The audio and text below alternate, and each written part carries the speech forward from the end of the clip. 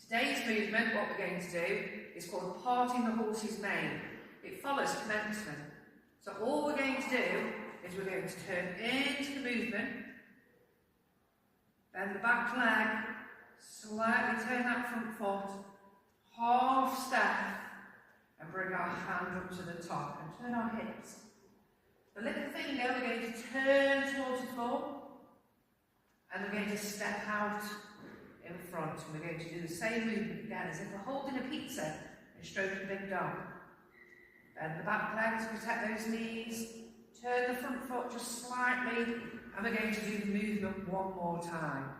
Remember, turn the hips, the pinky, towards the floor, and serve that